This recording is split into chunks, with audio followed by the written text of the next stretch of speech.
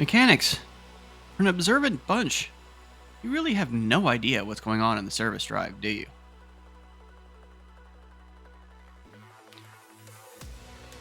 Hey folks, welcome to the Wrench Turners podcast, Coach's Corner. The goal for Coach's Corner is to help mechanics and service leaders be more productive, happier, healthier from any different angle I can possibly think of that's come from either data from the survey or coaching or from my 20 plus years in the automotive industry. In today's episode, we're going to talk about your door rate. Let's get into it. So here's the problem. I run the survey, right? Y'all know that. Wrench Turner's Wellness Survey. And been gathering data now for about 9 months. Slowly making my way through new shops and more technicians on the survey. Every technician that has submitted information on the survey thus far has been American. They've all been at automotive dealerships, except for the alpha test. I've got some of the lads who did the alpha test, but I digress. So we've had the alpha test, had the beta test, and now we're doing more paid work, which is awesome. I appreciate all of you that have taken the survey, all the service leaders that have taken the Wrench Turners Wellness Survey. But what's really coming to light is that the people who are paid to be observant are very not observant when it comes to the service drive. And let me give you one almost irrefutable fact here. Less than 50%.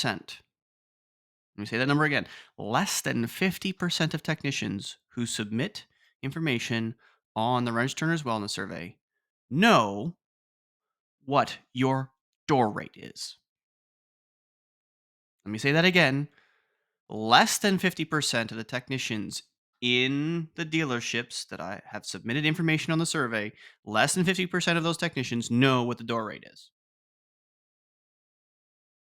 The door rate should be visible to every and all customers coming in. It should be an easy part of the communication process with the service advisors or service writers, or however you call them. It should be written on the work order, right? It should be communicated on the work order. What is the door rate?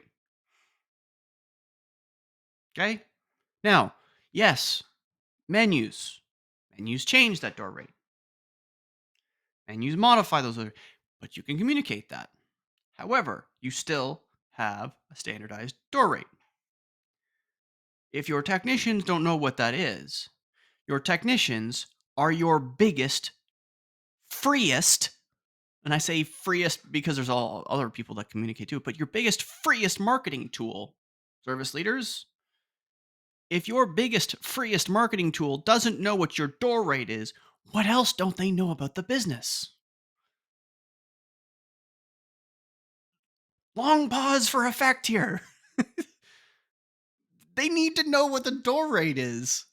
It's a simple piece of communication that you can give them. And if you have to hammer it to them on a regular basis, do so.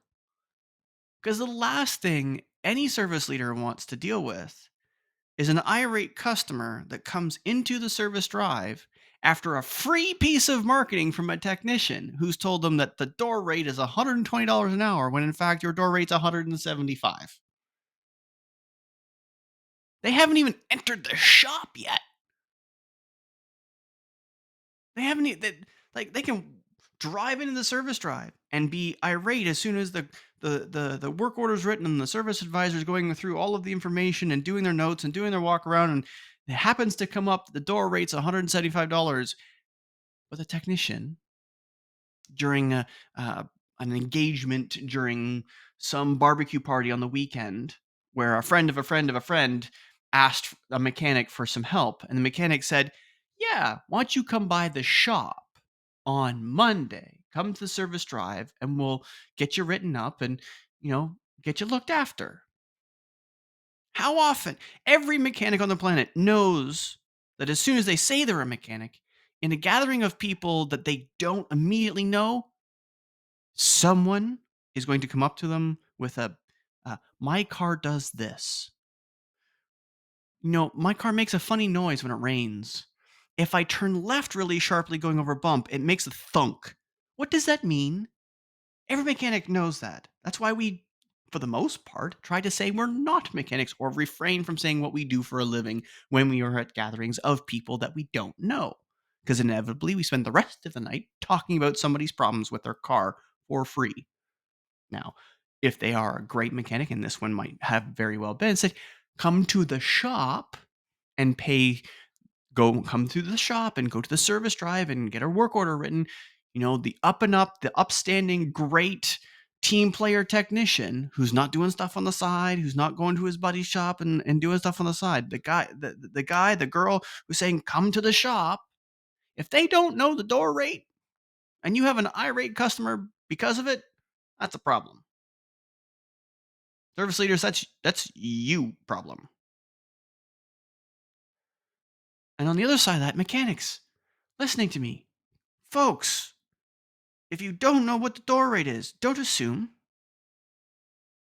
Don't assume. I had a coaching call last week. Last week. And the young fella couldn't tell me what the door rate of the shop was.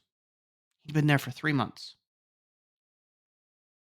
3 months. 90 days. There is absolutely no reason why, after 90 days, that he, as a mechanic, wouldn't know. And B, the service leader and service advisors haven't told him or made it clear what it is. These are basics, folks. Basics. Basics communication. We talk about communication all the time. Okay? So, expounding on this, that less than 50% of the technicians that respond in the survey know what the door rate of the shop is. What else don't they know? Well, they're not communicating well, and neither are the service advisors. Now, how can we work on this? Very simply, because communication is an exceptionally broad topic. Oh, we need to communicate better. Right, right. That's the thing. Well, what does that look like? Well, you got to figure out what the problems are first. And I've been asked this in coaching. How do you identify problems? Well, that's easy. Ask. It's why I came up with the survey. Let's ask questions. What are the difficulties in communication that we're having? Are the service advisors being crass or condescending? Or are they being sarcastic? Are they talking eloquently when there should be, maybe bring down their level of communication so the technicians understand a little bit better? Because not everybody respects or understands a much higher level of communication. And the opposite is true as well. Eloquence, intelligence, and technical information go over some people's heads. So you have to be able to explain it simply. And fundamentally, and I'll say it before, if you don't understand something well, you can't explain it simply. Or the inverse is true. If you can't explain it simply, you don't understand it well enough. Apprentices should not be explaining things to service advisors when the service advisor doesn't understand, because it's a very easy way to miscommunicate or teach something inappropriate to the service advisor. You get a journey person teaching the service advisors technical information, process driven repairs, not apprentices. And apprentices are people with 5 years or less, 5 years or less in the trade. Period. If you don't have 10,000 hours in the trade, you're not yet a technician. You are an apprentice. Period. No one can change my mind. Now, the exception to that rule is there are some folks out there who have an insane work ethic, who are putting in 16-hour days, 5, 6 days a week. They hit the 5 years a whole lot faster than 5 years. And it will show because they will likely be highly trained, highly skilled, highly motivated. General rule of thumb, 10,000 hours makes you expert enough to be able to communicate well enough, at least in theory. And that goes just as well for service advisors. If they haven't been an advisor for 5 years or more, They are an apprentice advisor. They still have lots of learning to do. They have sales techniques to learn. They have objection handling to do. They have crisis management to deal with. They have to learn time management and communication strategies so they can manage the anywhere from 15 to 40 customers a day. And we're rolling this back all into communication. How do you find those things? Well, we ask. Said it before. The other flip side is journal. I keep saying it over and over and over and over and over again. Journal, journal, journal, journal, journal. Have the entire shop journal. No, you don't have to do it as advanced as I regularly suggest. The steps between the steps. Just have them journal. Anytime something major enough comes up in their day that stunts them from working for more than 5 minutes, have them write down in the journal and have them hand in the journals at the end of the week. Start to find stuff really quickly, especially when you have 20 techs in the shop and you look at 20 different journals and they all say the same thing in the same week. Bingo! There's a thing that the service leader needs to fix. Immediately! Immediately! So, if you having trouble finding difficulties in communication, journal.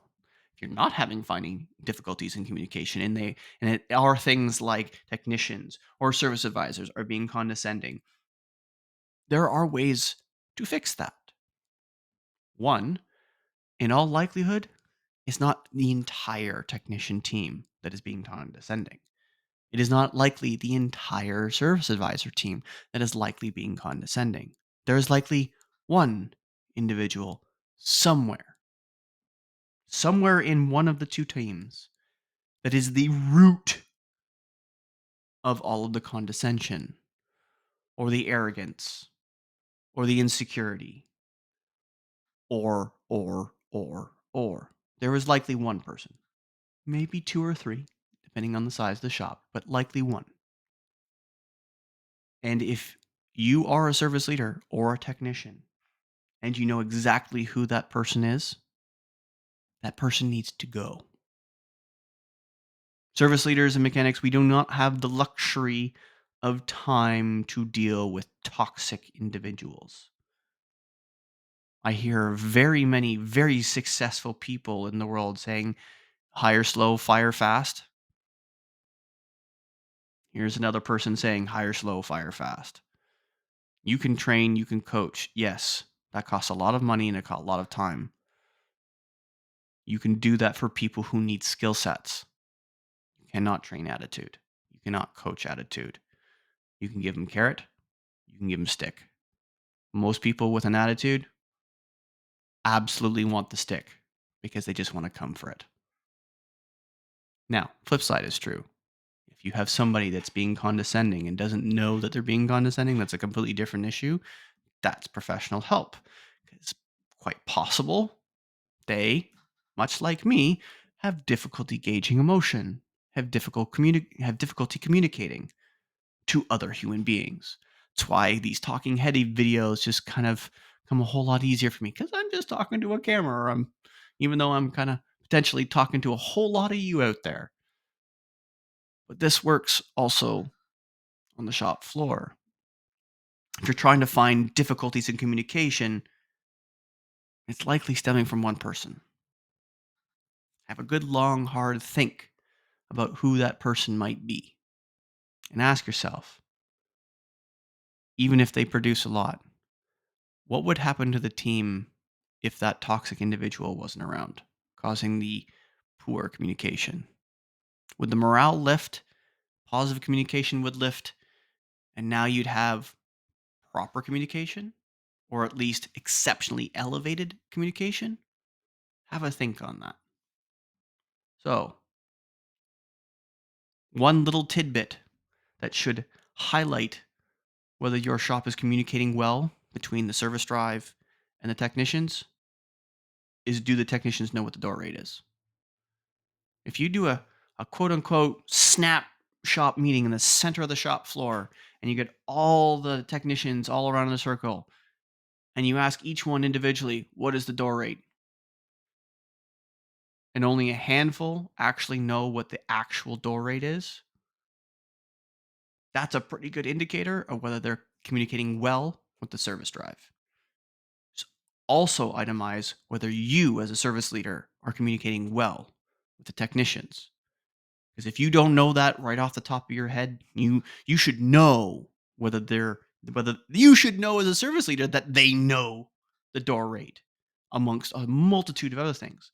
Technicians should understand how the service drive works, what time the door opens, what time they service customers, what's the regular time that they see waiters, when they should expect things to go from waiting to repairing, when they should expect things to go from repairing to diagnostics if they have a schedule.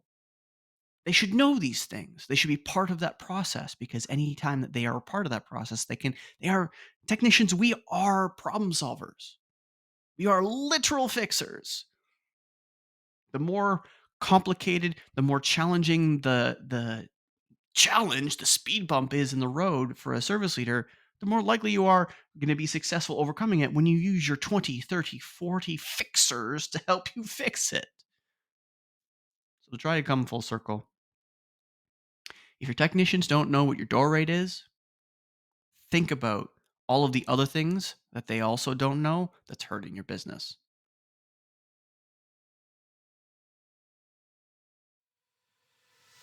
Oh no! That's the end of another episode, Wrenches! But as you know, there's another one coming next week. Remember, it comes every Tuesday, Wednesday, Thursday, and Saturday every week with new episodes, new Mechanic Minutes, new Coaches Corners, new 10 mil masteries. Oh, we've got some great ones coming up. Oh my goodness, it was so much fun. We spent almost 3 hours recording the last 10 mil recording. It was awesome. I can't wait to share it with you all. Another thing to come up, there's going to be a 10 mil mastery live coming out. Okay, there's going to be a live event. If you don't have me followed on YouTube or Spotify or on LinkedIn, make sure that you are, so you don't miss the announcements of the when, the where, the how, the what, the whole schmozzle. Make sure you subscribe. Make sure you follow. That way you don't miss the announcements as they come for the live event coming up. Thank you all for listening. I appreciate you all on every platform that you're listening and watching. We're growing the YouTube channel as well as growing the Spotify following. I appreciate you all for doing that. And lastly, don't forget, negative pushes, positive pulls, and always clean your toys before you put them away.